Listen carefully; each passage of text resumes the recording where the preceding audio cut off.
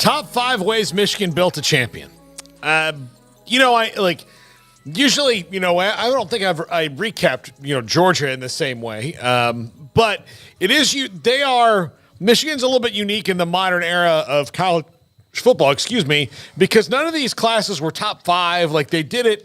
I mean, they weren't bad classes. I mean, they were in the top 10, 12 most of the time, but they did it in Jim Harbaugh's image, and here's how. Number 5, and I put this at 5 because it's something they needed, but it wasn't something that was, I think, the most important to what they did, and that's a winner at QB. They had the perfect guy for the Michigan system in J.J. McCarthy, and we said it early in the show. I think sometimes he's easy to forget about, because he's not Michael Penix or Bo Nix or any of these other, kind of big-time quarterbacks statistically. You forget he's there, but he makes plays when he needs to, and he's very consistent. He's more than a bus driver. I think that's true, but he's not, there's nothing spectacular, but also they don't really have to use all the, he's a golfer who can play with 3 clubs. It's just give him a putter, a wedge, and a driver, or a 4-iron or something. And he's fine. It's just kind of how it works for J.J. McCarthy. But they had a lot of guys that came in and were kind of okay fits, but J.J. McCarthy was the perfect Harbaugh quarterback. Yeah, he was highly rated coming out of high school for a reason. I mean, the guy's got skills, but again, I was just sitting there last night going this is the maybe least heralded national championship quarterback. And I know Georgia could probably make a case for that here recently, actually, but we've kind of been on that run where you haven't necessarily had to have the star like the Michael Penix, the guy who does everything for you. It's about the team. And Michigan had a great team, and they had a great fit at quarterback and a really great leader and playmaker when they needed him to be. Like last night when things are getting a little dicey, they need him to do something. He breaks off one run that turns into, a couple of runs that all of a sudden has got Washington on their heels again, so and picking up some big yardage and running time off that clock. So, yeah, he had his moments. He didn't have to be the man, though, for them last night, but when they needed him to make a play for them, he was able to make some plays for them. That, again, down inside their 10-yard line, and game was on the line, and that run he made was not just a 10 or 12-yard run. He picked up about 30 and looked good doing it. They made smart portal additions along the way. A.J. Barner, one of their tight ends, really good, steady player, but he wasn't he's the second tight end behind Colton Loveland. And, they used 3 and 4. Now, the 2 biggest ones they made that were really smart were Ladarius Henderson, their fantastic tackle, and Drake Nugent, their fantastic center. Those are NFL players they added along the offensive line. They just made – it wasn't you go through last year's, portal additions and even the year before, they're short on the spectacular, the oh my gosh, the sexy, but they were very, very efficient, and they're very good. Of course, Ladarius Henderson and Drake Nugent alone, those are NFL offensive linemen that you don't just pluck those off the tree. And every move they made in that regard worked out, and it wasn't. They built their team through their own recruiting and supplemented through the portal. And if you get inverse, it's the Cleveland Browns have $150 million of cap room, so just use it. Go on a bender and send it to everybody. Well, that's not always the best thing. Sometimes maybe you should pull some of that back and be smarter with it. They were just very smart in the way they built this roster. No doubt. Sometimes everyone looks at the sexy, but it's the ones that are the ones that fill the gap, and not just depth, but somebody who can start that makes a difference that not everybody sees. Yeah. Number 3, a veteran team. This team played together for a long time. The guys that they lose in the portal, they didn't lose anybody that was super crucial. I think Eric All, who was a very good tight end at Iowa, was probably the biggest one that they've lost over the last couple of years. But this team, for the most part, played together for a long time. Blake Corum came back after an injury last year at the running back position and did what he did this year. They just all were together for so long that this ending almost seems inevitable when you think about how you have older players that stick together through college sports longer than they have the last few years because of COVID and because of now NIL and things that are making teams stick. This veteran team showed why it's good to have juniors and seniors littering your roster because they can control games. Yeah, I think we've seen the benefits. TCU, even last year, coming up short, was a very veteran-laden team.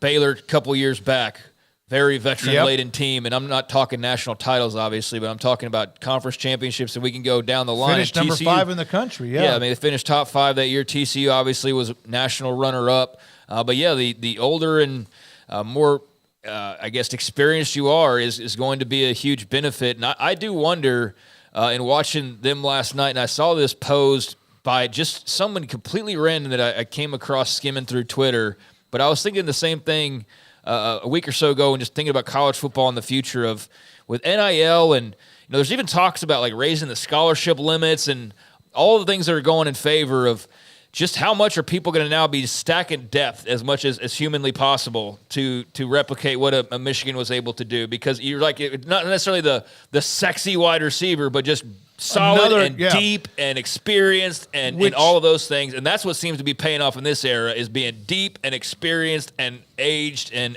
all those things. Which is almost a throwback to the 50s, 60s, and 70s when there were no scholarship limits. In the elite schools, the blue bloods would have 185 guys on their roster so that 90 of them wouldn't be playing against them. Yeah. I always, when you mention that, I always think about the line in Rudy where the one guy is like, I had scholarships to 3 Big Ten schools, but my dad was a legacy here, so I had to come, and he was just one of the last guys on the roster at Notre Dame.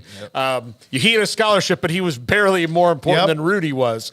And that's because there were, not scholarship limits. But yeah, there's I think if you look around to the coaches that are trying to mimic this, like, yes, you're going to see Ohio State adding a Quinshon Judkins or what Ole Miss is doing in the portal, but the ones who are going to be really good at it for the long term are the ones that are like, you know what? I need a veteran left guard right now, and while this guy might not be a 3rd-round draft pick, he's a good college player, and I need him to keep my quarterback upright. And it's those things that they're really good at. Number 2, players were in lockstep with the coaches.